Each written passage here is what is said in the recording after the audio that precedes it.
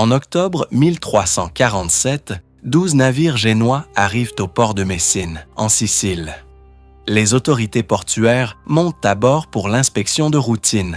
Ce qu'elles découvrent les horrifie. La plupart des marins sont morts, leurs corps couverts de bubons noirs gonflés. Les quelques survivants sont délirants de fièvre, crachant du sang. Les rats courent partout sur le navire, plus audacieux que jamais, parce que personne n'est assez en forme pour les chasser. Les autorités ordonnent immédiatement que les navires quittent le port.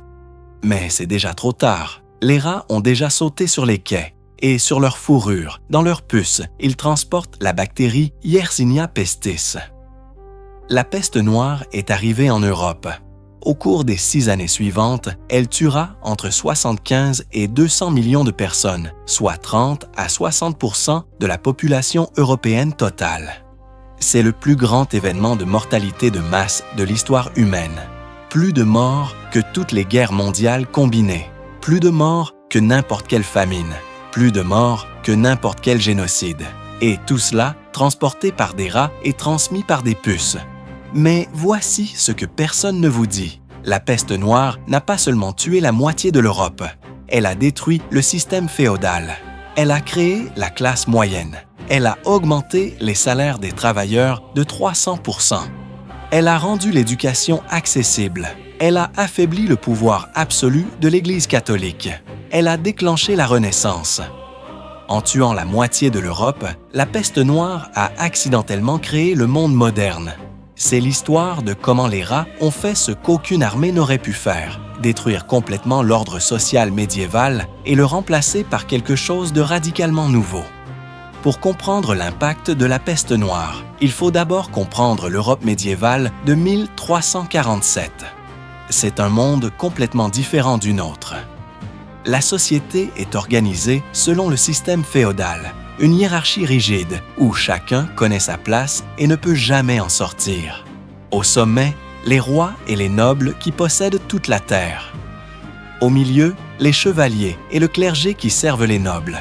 En bas, les paysans, environ 90% de la population, qui travaillent la terre et n'ont pratiquement aucun droit. Les paysans ne peuvent pas quitter la terre où ils sont nés. Ils ne peuvent pas choisir leur métier. Ils ne peuvent pas négocier leur salaire. Ils appartiennent essentiellement au seigneur local. La population européenne en 1347 est d'environ 75 millions d'habitants. La plupart vivent dans de petits villages agricoles, travaillant des champs avec des outils primitifs. Les villes existent, mais sont petites et surpeuplées. L'hygiène est terrible. Les gens jettent leurs excréments dans les rues.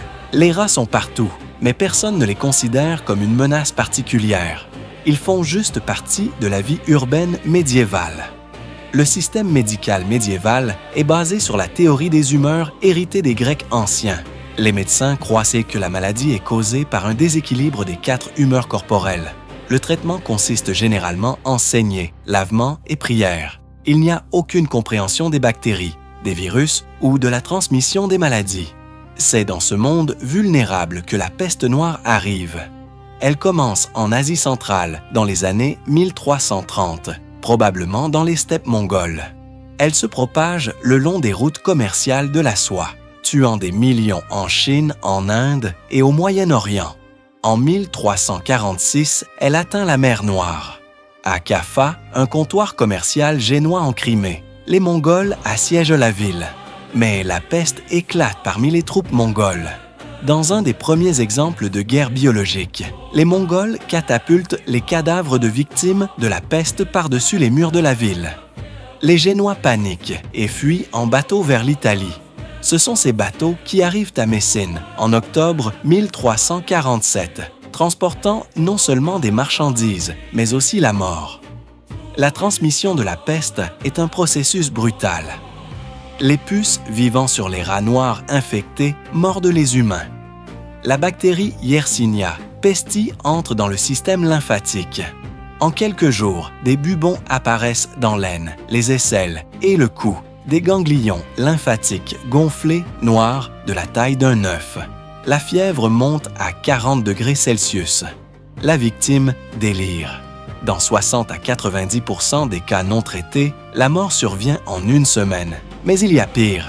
La peste a 3 formes. La forme bubonique, transmise par les puces, est la plus commune, mais pas la plus mortelle. La forme septicémique, où la bactérie entre directement dans le sang, tue en quelques heures et est presque 100% fatale. La forme pneumonique, où la bactérie infecte les poumons, se transmet de personne à personne par la toux et est également presque 100% fatale. Les Européens, de 1347, n'ont aucune défense contre cela. Ils ne comprennent pas comment la maladie se propage. Ils ne peuvent non pas la traiter. Ils peuvent seulement la regarder tuer leur famille, leurs amis, leur communauté entière. De Messine, la peste se propage à travers l'Italie comme un feu de forêt. En quelques mois, elle atteint Florence, Gênes, Venise, Rome. Au printemps 1348, elle traverse les Alpes vers la France, l'Allemagne et l'Espagne. À l'été 1348, elle atteint l'Angleterre. En 1349, elle frappe la Scandinavie et la Russie. En 1353, presque toute l'Europe a été touchée. La vitesse de propagation est terrifiante. Un village peut être sain un jour et la moitié de sa population morte une semaine plus tard. Les villes sont particulièrement vulnérables à cause de leur densité. Dans certaines villes italiennes, 60 à 70% de la population meurt en quelques mois. Les chroniques médiévales de la peste noire décrivent des scènes d'horreur qu'aucune guerre n'a jamais égalées. À Florence, Giovanni Boccaccio, qui survit à la peste, écrit dans le Décaméron. Tant de cadavres arrivaient chaque jour et presque chaque heure aux églises qu'il n'y avait pas assez de terre sacrée pour leur donner une sépulture. Les systèmes sociaux s'effondrent complètement. Les médecins fuient les villes, abandonnant leurs patients. Les prêtres refusent de donner les derniers sacrements aux mourants par peur de l'infection. Les familles abandonnent leurs proches malades dans les rues. Les parents abandonnent leurs enfants. Les enfants abandonnent leurs parents. La structure sociale médiévale, basée sur les obligations familiales et religieuses, se désintègre. Les autorités urbaines tentent désespérément de contrôler la situation. Elles ferment les portes des villes, piégeant les habitants à l'intérieur avec la maladie. Elles ordonnent la quarantaine des malades, mais personne ne veut s'occuper d'eux. Elles brûlent les vêtements et les possessions des victimes. Rien ne fonctionne. La mort continue. Les corps s'accumulent plus vite qu'on ne peut les enterrer. Les cimetières débordent. À Paris, les autorités creusent d'énormes fosses communes pouvant contenir des milliers de corps. Les cadavres sont empilés en couches, saupoudrés de chaux, recouverts de terre, puis une nouvelle couche de cadavres. Certaines fosses contiennent 11 000 corps. L'odeur de la mort imprègne les villes. Les survivants portent des herbes aromatiques sous leur nez pour bloquer l'odeur. Les médecins de la peste portent des masques en forme de bec d'oiseau remplis d'herbes, pensant que cela les protégera. Cela ne protège pas, mais l'image du médecin de la peste avec son masque en bec devient le symbole iconique de l'époque. Les tentatives de traitement sont aussi variées qu'inefficaces. Certains médecins recommandent de percer les bubons pour drainer le pus. D'autres prescrivent des saignées pour purger les humeurs mauvaises. Des charlatans vendent des potions magiques, des amulettes, des prières écrites.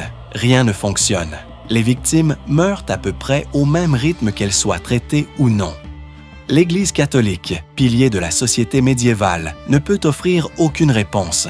Les prêtres meurent en masse parce qu'ils administrent les derniers sacrements aux mourants. Dans certains diocèses, 40 à 50%, du clergé meurt. Les survivants ne peuvent pas expliquer pourquoi Dieu permettrait une telle catastrophe. Les fidèles perdent confiance. Certains se tournent vers des pratiques religieuses extrêmes. Les flagellants apparaissent à travers l'Europe. Des groupes de pénitents qui se fouettent publiquement jusqu'au sang, croyant que la peste est la punition de Dieu pour les péchés humains. Ils marchent de ville en ville, fouettant leur dos avec des lanières à clous, chantant des hymnes.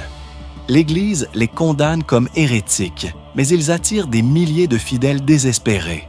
D'autres cherchent des boucs émissaires. Les Juifs sont accusés d'avoir empoisonné les puits pour causer la peste. C'est absurde. Les Juifs meurent aussi de la peste. Mais la logique n'a pas d'importance dans une société en panique. Des pogroms éclatent à travers l'Europe. Des communautés juives entières sont massacrées. En 1349, 2000 Juifs sont brûlés vifs à Strasbourg. Des milliers d'autres sont tués à Mayence, Cologne et Francfort. L'économie s'effondre. Les champs ne sont pas cultivés parce que les paysans sont morts. Les récoltes pourrissent dans les champs. La famine suit la peste. Les routes commerciales sont interrompues parce que les marchands ont peur de voyager. Les villes, qui dépendent du commerce extérieur pour la nourriture, commencent à mourir de faim, même si la peste les a épargnés. Les survivants développent une mentalité apocalyptique. Si la moitié de vos voisins sont morts en une semaine, si vos enfants sont morts, si votre famille est anéantie, pourquoi planifier pour l'avenir? Beaucoup adoptent une philosophie de « mangez, buvez, car demain nous mourrons ». Les orgies et les fêtes deviennent communes. Les lois morales s'effondrent. Pourquoi obéir aux règles dans un monde qui semble se terminer? En 1353, quand la première vague de peste s'atténue enfin, l'Europe est méconnaissable. Entre un tiers et la moitié de la population est morte. Des villages entiers sont abandonnés. Des villes sont réduites à des quartiers vides. Des métiers entiers ont disparu parce que tous les artisans qualifiés sont morts. Mais c'est dans ce monde dévasté que quelque chose d'extraordinaire commence à se produire.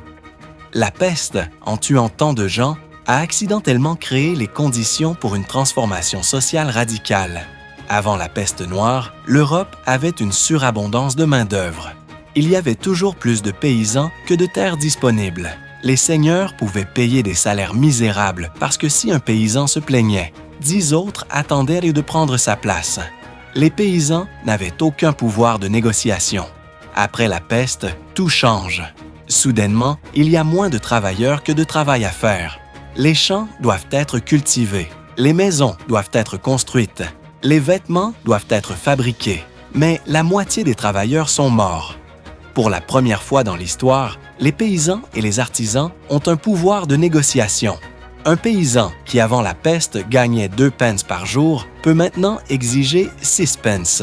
S'il n'obtient pas ce qu'il demande, il peut simplement partir vers le domaine voisin, où un autre seigneur désespéré paiera mieux. Les seigneurs sont horrifiés. Ils tentent de bloquer cette inflation des salaires.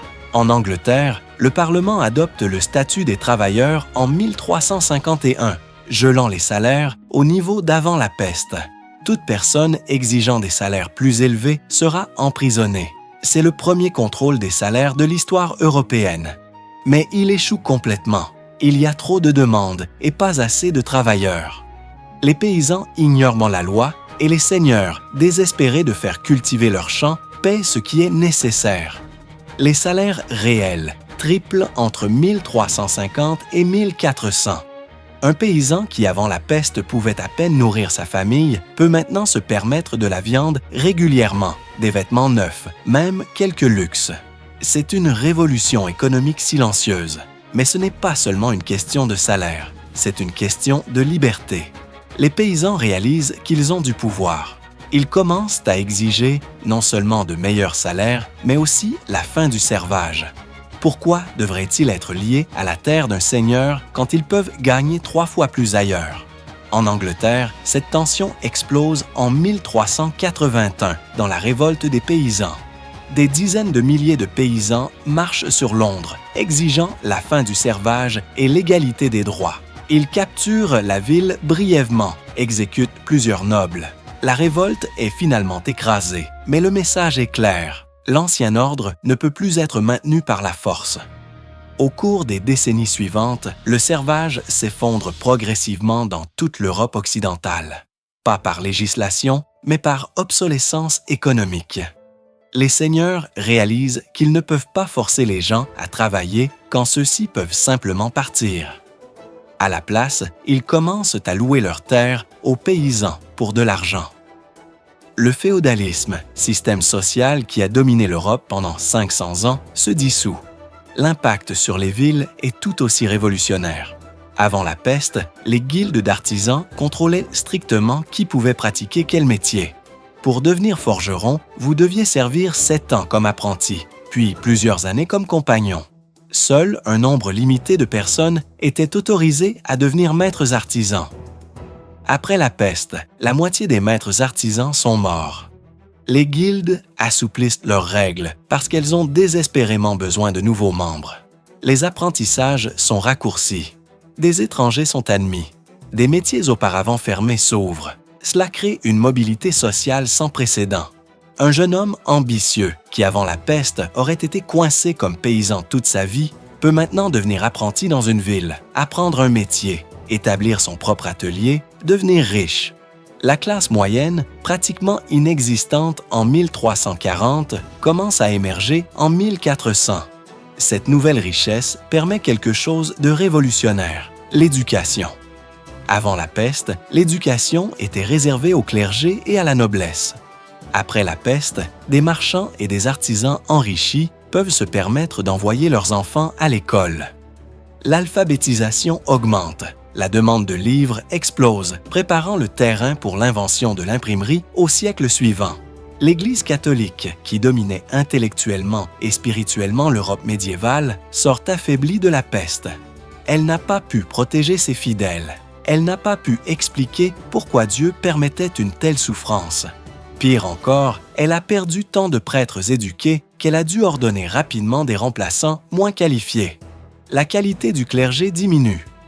Le respect pour l'Église diminue. Cette perte de confiance dans l'autorité religieuse ouvre la porte à la pensée indépendante. Les gens commencent à remettre en question les dogmes de l'Église. Cela prépare le terrain pour la réforme protestante du XVIe siècle.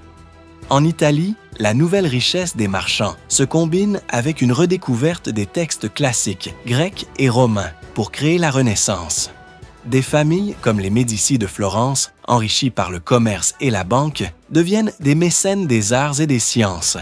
Ils financent Léonard de Vinci, Michel-Ange, Galilée. Sans la transformation économique créée par la peste, la Renaissance n'aurait probablement pas eu lieu, ou pas sous cette forme. La peste revient périodiquement au cours des siècles suivants, mais jamais avec la même intensité dévastatrice.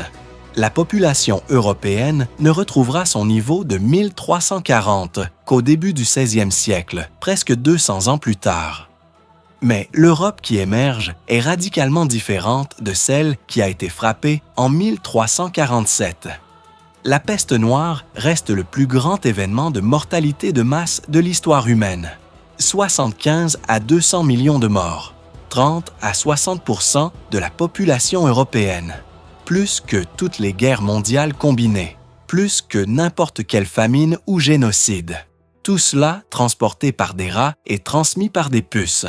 Mais voici l'ironie ultime. En tuant la moitié de l'Europe, la peste a créé les conditions pour le monde moderne. Elle a détruit le féodalisme, elle a créé la classe moyenne, elle a augmenté les salaires, elle a rendu l'éducation accessible, elle a affaibli l'autorité absolue de l'Église, elle a déclenché la Renaissance. Si vous aviez demandé à un survivant de 1350 ce que la peste avait accompli, ils auraient dit qu'elle avait détruit leur monde.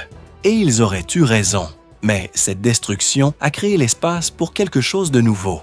Un monde où les paysans pouvaient devenir des artisans, où les artisans pouvaient devenir des marchands, où les marchands pouvaient rivaliser avec les nobles, où l'éducation, la mobilité sociale et la pensée indépendante devenaient possibles. Les historiens débattent encore de tous les facteurs qui ont créé le monde moderne. Mais la plupart s'accordent sur un point. La peste noire a été un catalyseur majeur. Elle a cassé l'ancien ordre si complètement qu'il ne pouvait pas être restauré. Aujourd'hui, Yersinia pestis existe toujours. Des cas de peste apparaissent encore occasionnellement, principalement en Afrique et en Asie. Mais avec des antibiotiques modernes, le taux de mortalité est tombé à environ 10%. La peste, autrefois la plus terrifiante des maladies, est maintenant facilement traitable. Mais l'héritage de la peste noire demeure. Chaque fois que vous gagnez un salaire, vous bénéficiez de la pénurie de main-d'œuvre créée par la peste. Chaque fois que vous allez à l'école, vous bénéficiez de la démocratisation de l'éducation déclenchée par la peste. Chaque fois que vous remettez en question l'autorité, vous exercez une liberté intellectuelle, née de l'effondrement de l'autorité médiévale. Les rats, qui ont tué 200 millions de personnes, ont aussi, accidentellement, construit les fondations de notre monde moderne. C'est peut-être la plus grande ironie de l'histoire. la mort de la moitié de l'Europe a créé les conditions pour que l'autre moitié vive mieux que n'importe quelle génération précédente. La peste a prouvé qu'aucune structure sociale n'est permanente, que les systèmes qui semblent éternels peuvent s'effondrer en quelques années, que les catastrophes peuvent créer des opportunités, et que parfois la destruction totale est nécessaire avant que quelque chose de nouveau puisse naître. Les rats ont tué plus que toutes les guerres, mais ils ont aussi créé plus que n'importe quelle révolution. C'est l'héritage paradoxal de la peste noire. Destruction totale et renaissance simultanée.